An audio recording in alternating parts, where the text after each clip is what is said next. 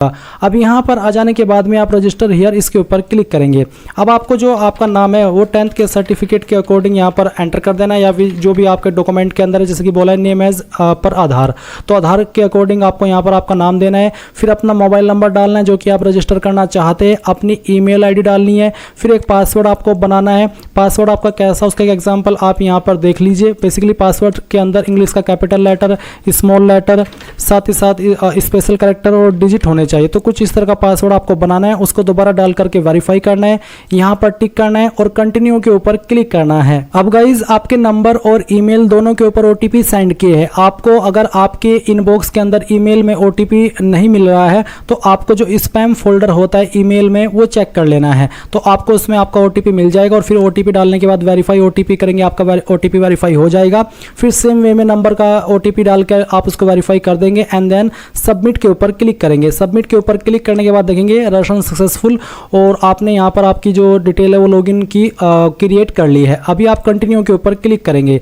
अब इसके ऊपर क्लिक करने के बाद आपको लॉगिन करना है, तो लॉगिन करने के लिए आपको या तो जो अभी नंबर आपने रजिस्टर किया वो डालना है या फिर आपका ईमेल आईडी। उसके बाद में यहाँ पर गाइज आपने जो पासवर्ड बनाया वो पासवर्ड डालेंगे और लॉगिन के ऊपर क्लिक करेंगे। लॉगिन करने के बाद में आपके सामने कुछ ऐसा इंटरफेस आएगा। अब आपको यहाँ पर पोस्ट सिलेक्ट करनी है, पीजीटी, पीआरटी या फिर टीजीटी, तो जिस पर भी अप्लाई करना है वही आप सिलेक्ट कर लीजिए आपकी चॉइस के अकॉर्डिंग। अगर आपने अभी तक भी क्वालिफिकेशन नहीं जानी तो एक बार फिर से नोटिफिकेशन के ऊपर आकर के यहाँ पर देख लीजिए कि किस पर अप्लाई करने के लिए क्या क्वालिफिकेशन चाहिए, पीजीटी, टीजीटी और पीआरटी, तो जो भी है वो आप यहाँ पर सिलेक्ट कर लीजिए। उसके बाद में आपको आपका स्ट्रीम सेलेक्ट कर लेना है, इनमें से किस स्ट्रीम में आप अप्लाई कर रहे हैं। उसके बाद आता है आपका एप्लीकेंट फुल नेम, तो जो भी आपका पूरा नाम है वो आपको यहाँ पर एंटर कर देना है। ये एंटर करने के बाद में आप देखेंगे अल्टरनेट फ़ोन नंबर, अगर आप यहाँ पर कोई अन्य फ़ोन नंबर भी अपना देना चाहते हैं तो वो आप यहाँ पर दे सकते हैं, नहीं तो आप चाहे तो इस ऑप्शन को खाली छोड़ सकते हैं। फिर गाइज आपको यहाँ पर आपका फादर नेम एंटर करना है, उसके बाद में आपको मदर नेम एंटर करना है एंड देन यहाँ पर बताना है कि मैरिटल स्टेटस क्या है, सिंगल, मैरिड या विडोड, जो भी है वो आप सेलेक्ट कर लीजिएगा। फिर आप आपका जेंडर सेलेक्ट कर लेंगे। उसके बाद में आपकी कास्ट कैटेगरी क्या है, EWS, general, OBC, SC, ST, जो भी है वो आप सेलेक्ट कर लीजिएगा। फिर गाइज यहाँ पर आपको नेशनलिटी सेलेक्ट कर लेनी है। ये सिलेक्ट करने के बाद में आप देखेंगे आधार कार्ड का ऑप्शन, तो जो भी आधार कार्ड का नंबर है वो आप यहाँ पर डाल दीजिए। फिर पूछा है are you an army spouse, यानी कि क्या आप आर्मी के जो पर्सनल होते हैं उनके पति पत्नी है, अगर हाँ तो यस, नहीं तो आप नो कर देंगे। उसके बाद डेट ऑफ बर्थ, तो यहाँ पर गाइज जो भी डेट ऑफ बर्थ है आपकी वो सिलेक्ट कर लेनी है। इस तरह से पहले आपको जो ईयर है वो आपका एंटर करना है।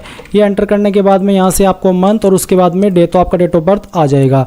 वर्क एक्सपीरियंस, क्या आपके पास टीचिंग में एक्सपीरियंस है, अगर हाँ तो यस, नहीं तो आप नो करेंगे। फिर आते हैं कोरस्पोंडेंस एड्रेस यानी कि प्रेजेंट एड्रेस, तो जो भी प्रेजेंट एड्रेस है वो आप भरेंगे।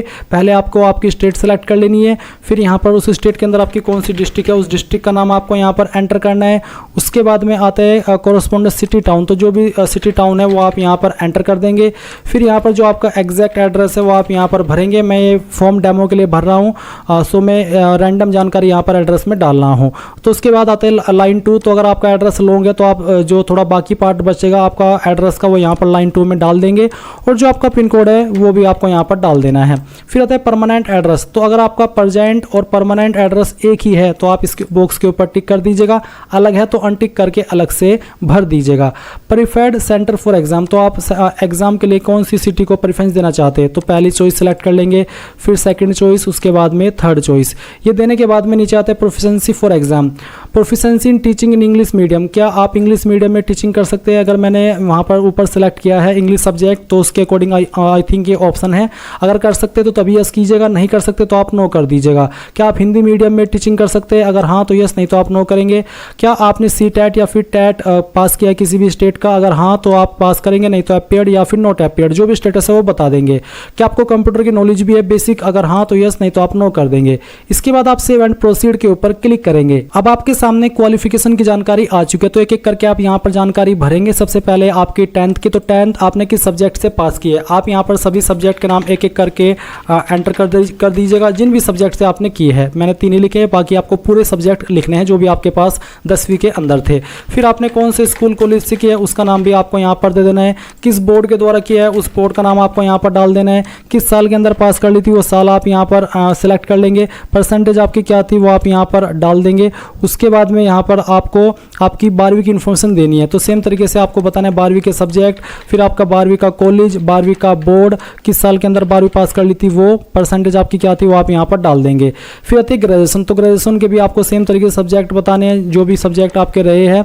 उसके बाद में आपको स्कूल कॉलेज का नाम देना है, तो जो भी है वो आप यहाँ पर एंटर कर दीजिएगा। ये एंटर करने के बाद में आपको यहाँ पर आपकी यूनिवर्सिटी का नाम देना है। अगर आपने डायरेक्टली कैंपस से किया तो आप दोनों में यूनिवर्सिटी का नाम दे सकते हैं, नहीं तो पहले में आपको कैंपस का नाम देना है, फिर आपको यूनिवर्सिटी का नाम देना होगा। फिर आपको बताना कि किस साल के अंदर आपने ये जो क्वालिफिकेशन है वो पास कर ली थी, तो इस तरह से वो आप यहाँ पर भर दीजिएगा।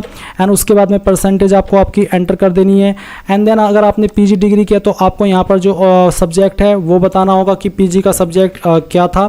तो सेम तरीके से जैसे कि मैं आपको फिल करके दिखा रहा हूँ।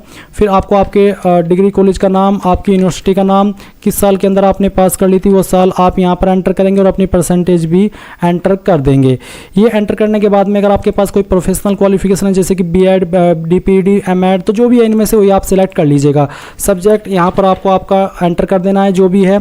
उसके बाद में आपको बताना कि कौन से स्कूल कॉलेज से आपने की है।